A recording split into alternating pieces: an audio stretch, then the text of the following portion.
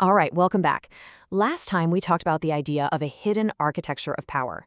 Well, today we're shifting from the blueprint to the crime scene.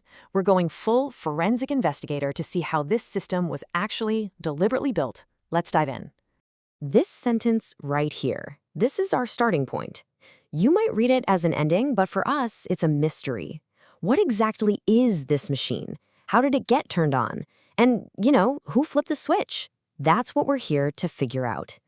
And that's really the core idea for our whole investigation. The huge, sprawling systems of corporate and financial power we live with today, they didn't just pop up out of nowhere. They were constructed, consciously, piece by piece. We're going to follow 3 major clues that show us exactly how it was done. Okay, our first clue, this one takes us way back to the Gilded Age, to what was basically a magic trick of legal interpretation. We're going to see how a constitutional amendment, created to protect people, was quietly rewired to serve a totally different master.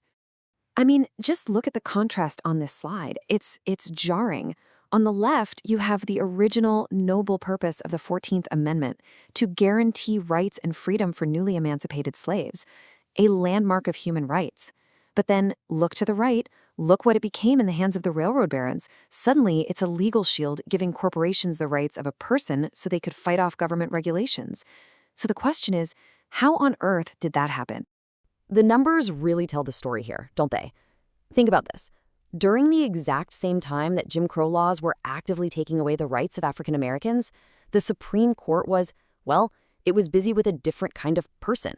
Between 1890 and 1910, corporations brought 288 cases using the 14th Amendment. African Americans, just 19. This wasn't some slow, accidental shift. This was a hostile takeover of a law, and these stats are the fingerprints left at the scene. So how is it done? Well, you can see it laid out here like a 4-step money laundering scheme for an idea. First, it starts with a flat-out lie.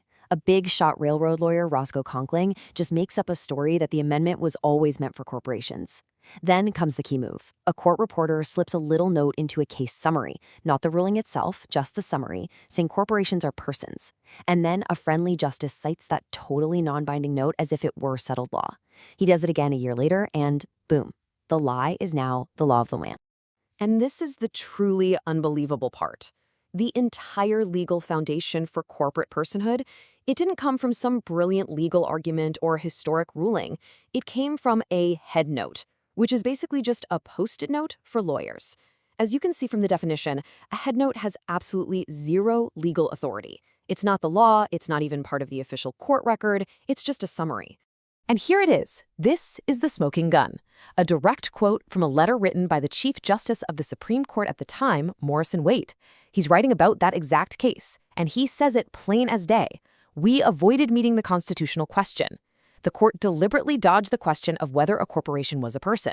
But because of some clever paperwork by a court clerk, history now says the exact opposite happened. Okay, so the legal software of the machine has been rewritten. Now our investigation turns to the physical hardware.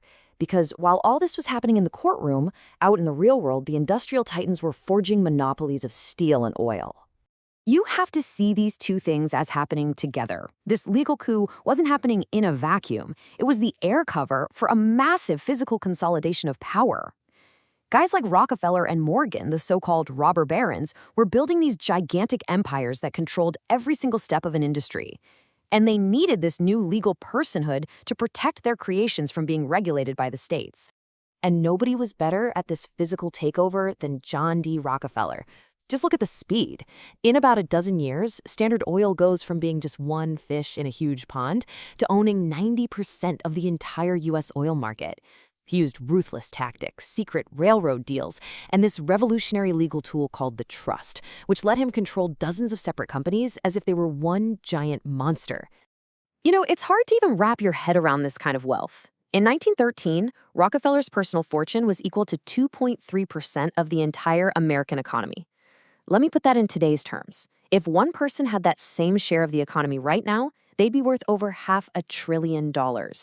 This wasn't just being rich, this was being an economic force of nature. But even Rockefeller's personal wealth kind of pales in comparison to the structural power that J.P. Morgan had.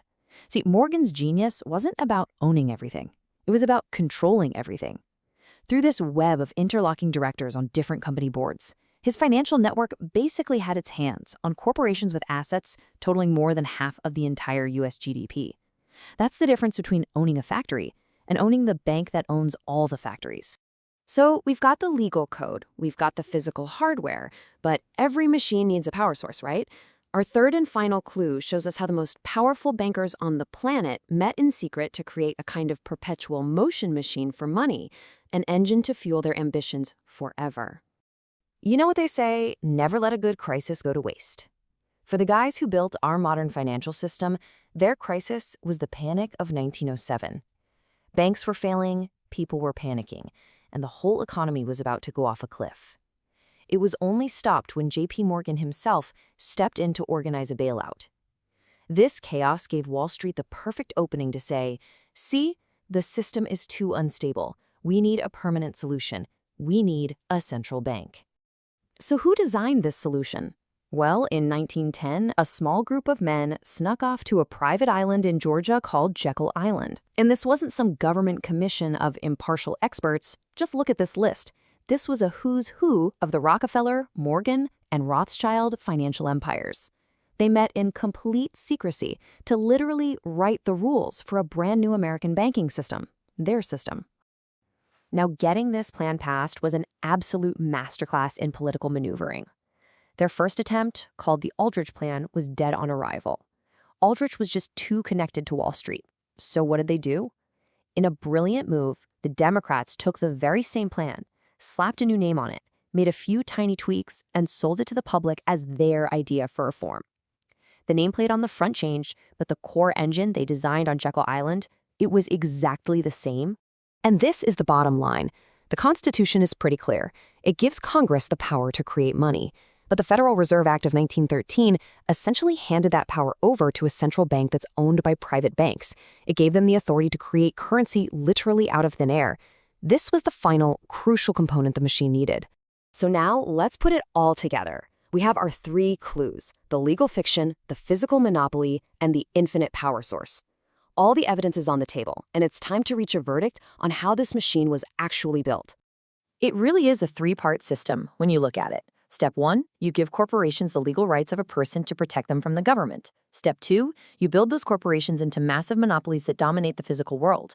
And step 3, you create a privately controlled central bank that can print money to finance the whole operation and bail it out whenever it runs into trouble.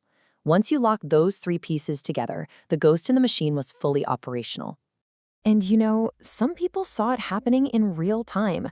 The very day the Federal Reserve Act passed, Congressman Charles Lindbergh Sr., the father of the famous pilot, stood up in Congress and said this. It's a chillingly accurate prediction. He understood that a power big enough to create economic booms could also be used to create busts, on purpose. He saw the machine for exactly what it was. And that really brings us to today. We've looked at how this machine was put together, piece by piece, over 100 years ago. We've seen the code, we've seen the hardware, we've seen the power source. The history is pretty clear. But it leaves us with one final and I think unavoidable question. If we know this machine was built, who's at the controls right now?